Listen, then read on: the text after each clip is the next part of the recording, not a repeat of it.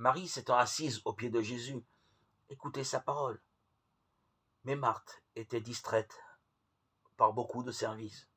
Jésus lui répondit, Marthe, Marthe, tu t'inquiètes et tu te tourmentes de beaucoup de choses.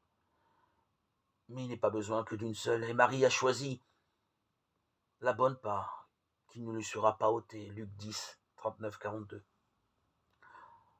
Marthe reçoit un hôte de Marc.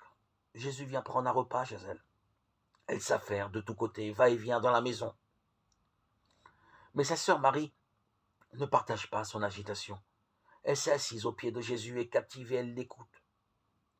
Alors Marthe s'indigne. Jésus ne pourrait-il pas dire à Marie de l'aider? La réponse de Jésus est digne de réflexion. Tu t'inquiètes et tu te tourmentes. Marie a choisi la bonne part. Ce n'est pas son travail que le Seigneur reproche à Marthe, mais le souci et le tourment qu'il occasionne. Son activité la distrait et la fait passer à côté de l'essentiel.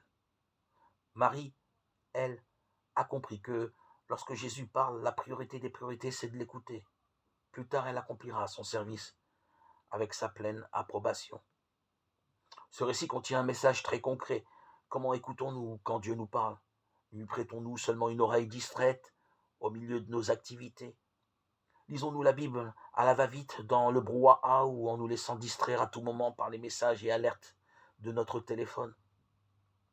Qui se permettrait d'écouter son patron d'une oreille tout en faisant autre chose? Notre Dieu n'est-il pas digne d'une vraie écoute, paisible et attentive? Son message n'en vaut-il pas la peine? Prenons le temps de nous arrêter, de nous asseoir, de fermer la porte autant que possible au monde environnant, si exigeant et sans repos. Voilà la bonne part à rechercher, coûte que coûte, chaque jour, dès aujourd'hui.